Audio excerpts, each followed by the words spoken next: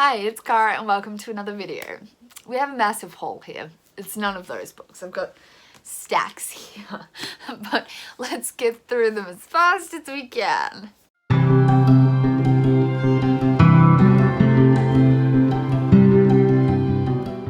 I kind of went a little bit overboard this month. So I should start with some things that a lovely person on Lover's Way buy and swap. We did a swap and I got some things, or not a swap, I bought some things off her. I went a little bit nuts. This honestly is probably one of the biggest contributors to this book haul because I got 5 things from her for pretty cheap. So let's go through those super quick because they're probably the backlist and probably the things that I'm gonna get to the furthest away, but I still am really excited for all of them. First off, we have We Are Okay by Nina LaCour. I read Everything Leads to You by Nina LaCour and really enjoyed it. And so I'm excited to read this one. It's tiny. It's only like 230 pages and I've heard amazing things about this. Apparently it's sad, it's definitely sapphic, and I'm so keen. It looks like it will be amazing. I will probably read this for I'm doing like a low-key challenge from Jammy Shelves, her favourite queer fiction. I'm going to try and challenge myself to read probably next year. Then also through the Lover's YA swap, buy and swap, I got What the Woods Keep by Katia de Becerra. This is Lover's YA story. I don't know much about it, but I've heard a lot of people talking about it. Apparently it's dark. I don't know, it just looks so good, like dark good. I don't know, yeah. I think it's set in the US. It has like files in it and other stuff. I don't know, I've heard quite a few people read it and say it's amazing. I literally like know hardly anything, but I kind of like that about mysteries, so don't tell me. I also picked up A Curse of Ash and Embers by Jo Spurrier, which is the first book in the Tales of the Blackbone Witches. Again, I don't know much about this, but I think the cover is amazing and I'd seen it around and I was intrigued, and when it was so cheap I was like, yes, let me do it. So it says, some people knit socks by the fire at night. Gisha Blackbone made monsters. So it's got witchy stuff. I'm so excited. Oh, it looks so good. It's very my aesthetic right now. Like my book aesthetic of what I want in books is this. I also picked up More Happy Than Not by Adam Silvera. I've never read an Adam Silvera book, but I've vaguely wanted to. I don't really know what this one is about. I know all of Adam Silvera is pretty queer, and this cover I like a lot better than the American cover, so definitely keen to have this, or at least the US hardback. I don't know much about what this is about.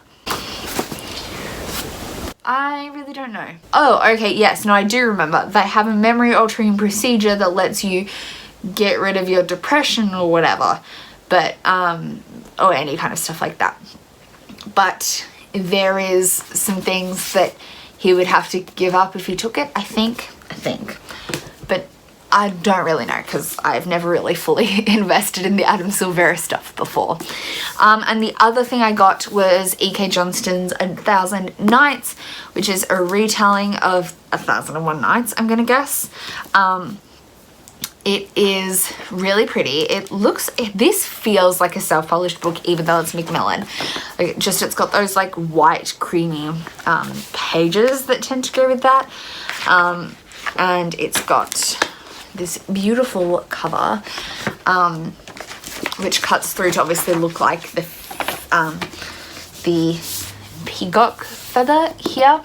And it's got this like henna inked edges. It looks like henna to me. Or maybe it's just a mandala. Maybe just a mandala, but it's gold. It's really pretty. I don't know much about this at all. I didn't even know it existed for a long time, but I have read some other E.K. Johnston books that I really enjoyed. And I'm excited to read this. Is this I don't know. I randomly flipped to the back and there was like chapter 1. I'm so confused. But it's only something like, yeah, 330 pages, so it's not very long. And I really loved the other stuff I've read by E.K. Johnston, so I'm keen to get to this. Some other backlist titles I picked up while I was hanging around the bookstore include Under the Pendulum Son by Jeanette Ng, which I think is a standalone fae story. I love this cover. It spoke to me. I've heard of Jeanette Ng, but I've never read any of her stuff before. Fantasy, fae, it just looks so good. I'm really excited to read this, but I know very little about it. If you've read this, tell me more. Tell me more. I also picked up Always Never Yours by Emily Wibberley and Austin Sigmund Broker. I've always loved this cover, but if you know me, I'm not a huge contemporary person, but when I read it, I do like it. And I love me a good Shakespeare retelling, so which is what this one is. I think this one's Romeo and Juliet. The next one's The Taming of the Shrew. So yeah, I'm really excited for this. Love me some of that, and I do occasionally love a good contemporary, so I will get to it eventually, I promise. We also have The Shadow Glass by Rin Shapeko. Technically, I think this came out earlier at the start of this year, but I picked it up because I've just started the second book in this series, and this is the end of the trilogy. So I now own the whole series, and I'm excited to get to this. This is probably my favorite cover from the series too. It is gorgeous. These are necromancy stories. Ren is Filipino, so I think it draws on that a lot.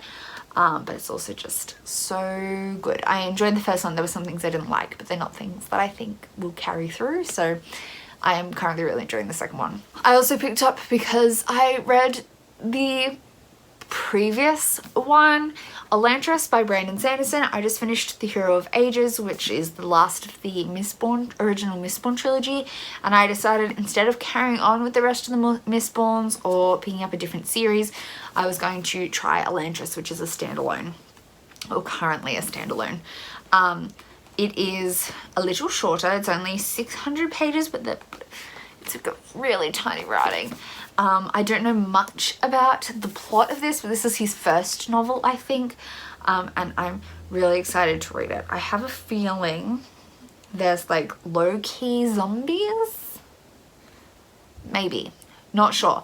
But I am keen. It could be a little while before I read this. Hopefully, maybe by the end of the year, but probably next year. The other backlist title I picked up is The Ren Hunt by Mary Watson. I don't know how I didn't know this existed, because like, look how pretty this cover is.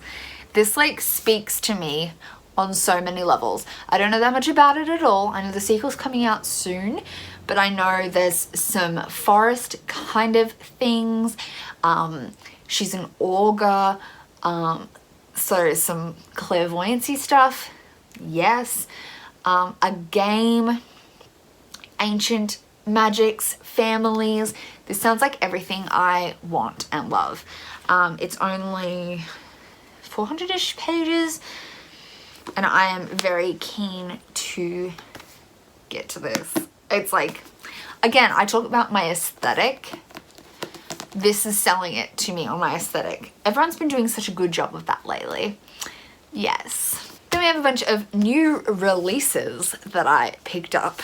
We have I Wish You All the Best by Mason Diva. This is another rare contemporary, but as I said, when I pick up a contemporary, they tend to be stuff I'm absolutely gonna love.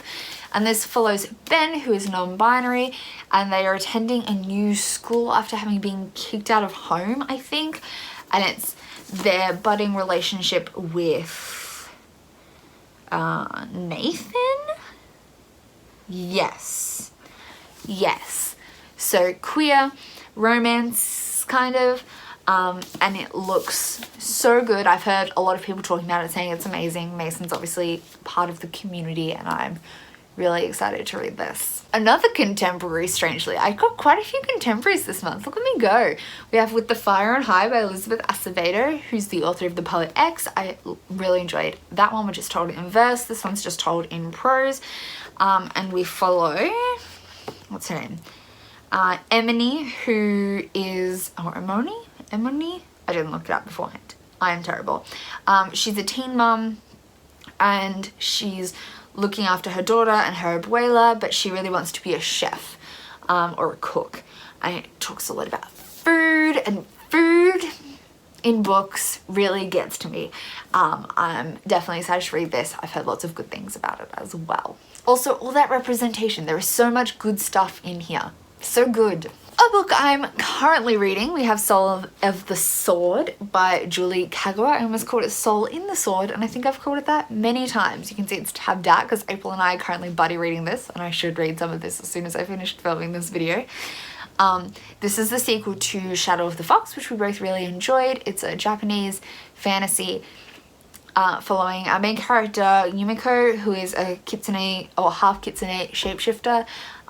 Yeah, I'm really enjoying this so much. I'm only like 60 pages in, but we've got to read another chunk tonight, and I'm really keen. Really enjoying this. I don't know what else to say about it. It's a sequel. Things went down in book one. I think book one wasn't for everyone, but also if you had the concern in book one about the fact that the two POVs, it switches between them, but it doesn't have indicators at the start. In the first book, it's like one, then the other, then the other, then the other, and goes back and forth like consistently. This one does have little indicators because it's not as consistent. So that was the thing that bothered you in book one. It's not in book two, or at least not in this edition. Another book I'm currently reading, that is Deviate by J. Kristoff. This is the sequel to Lifelike, which I read last year when it came out. I really enjoyed. I'm currently on page 285, and I'm hoping to finish this probably tomorrow. If I find time. I really hope I get around to finishing this tomorrow, but I do also will have part of the buddy read, so we'll see. This is a, as it says, crazed mashup of Blade Runner, Paradise Lost, X-Men, Mad Max, and everything in between, which is very accurate. I won't talk about the plot of this one because it is very spoilery for book one, but if you enjoyed book one, and particularly Lemon Fresh is a big focus of this one, and she's amazing. So yeah.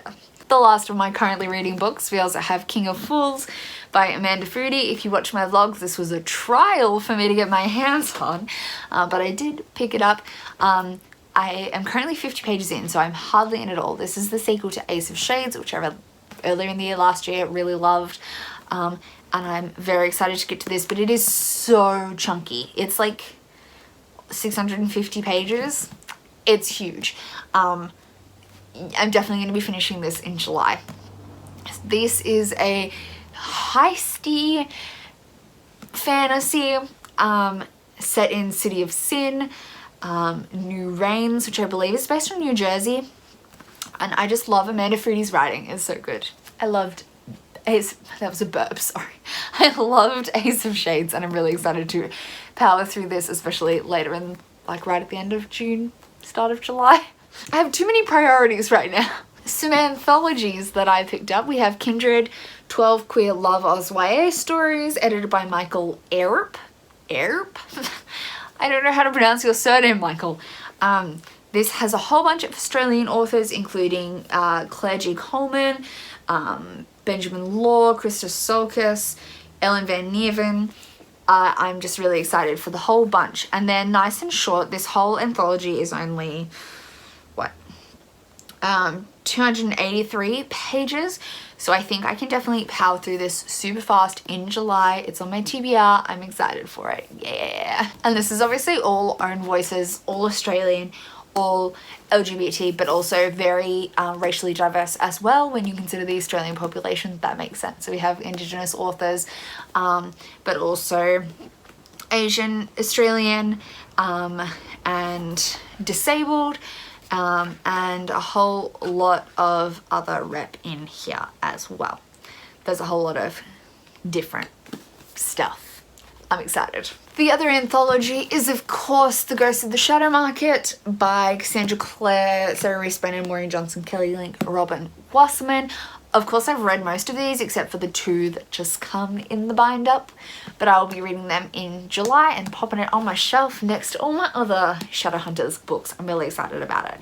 I do really love this cover, especially the spine. The spine is choice. Then we have Sorcery of Thorns by Margaret Rogerson, who is the author of An Enchantment of Ravens. I haven't read that one. I've heard mixed things, but I've heard better things about this. And also the first one was really short. This one is not. So I feel like it's got a bit more room for development, if that makes sense. This has a library. I've heard a lot of people talking about the love interest on Twitter. And it has this beautiful eye on the back that's like indented in. Oh, nah. I'm really excited.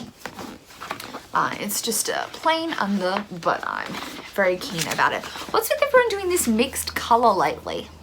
It's not my aesthetic. I would rather all of this be this color green, but it's a thing they've been doing lately. Can someone explain why? Is it cheaper? I don't know. But I am really excited to read this. It looks so good. It is a standalone as well, if standalone fantasy is your thing. We have The Candle and the Flame by Nafiza Azad. This is, it looks, so it's set on the Silk Road, so across Asia. The author's Fijian American, and Muslim, so it's got a lot of own voices representation in here, I think. It follows, what does it say on the back? A girl with the fire of a genie, a city scarred by violence. That just sounds real cool. I love me a Jinn story. I'm really enjoying all this own voices, diverse fantasy in all shapes and colors, like everything, all the different diversities of every kind of thing. Throw them at me. If you've got an own voices fantasy for me, throw it at me. I'm so excited for it. So I'm really excited to read The Candle and the Flame. On that same front, I'm also really excited to read The Tiger at Midnight by Swati Tidala. This says, kill the general, evade his soldiers, find the assassin, save the country, don't fall in love. Pretty sure this is dual perspective between Esha, who is an assassin, and Kunal, who is the prince, I think. And their paths cross, or maybe they're just a soldier. So it has ancient Indian history, Hindu mythology. It's going to be a trilogy. This cover is stunning. Look at that. Look at that. Oh my god. I feel like I'm silly, is it Silly Sponge? The old woman with the paint on the sponge, and she's like, oh my god. Look at that. If I find the clip, I'll insert it. Like, oh my gosh. Oh my gosh. Like, I'll try and find the clip and insert it for you. I feel like that about this cover. Like, oh, it's so good. And finally, another new release. This is The Wise and the Wicked by Rebecca Podis, which is a standalone young adult witchy kind of fantasy. So it's a family of women that have had visions of how they die, and they write it down, and that always comes true, but suddenly they're not coming true. It's a queer romance. I heard Kayla from Books and Lala talk about this, and she really enjoyed it. I think it has a lot of European mythology. You can see the Baba Yaga hut going on here. Love me some of that. And it's just gorgeously presented. I think see, this is what I want. I want all one color on that cover. And it has this hot pink spine. I'm there for it. I'm there for it. I'm really enjoying the aesthetics of this, and I'm really excited to read it. So that is my huge haul done. It's huge. This took me 20 minutes. I feel like I was talking super fast the whole time. I apologize. But thank you so much for watching. I'm gonna go stack these books on my shelves now. I feel guilty about them. So, but I'm really excited about all the new releases that have been coming out.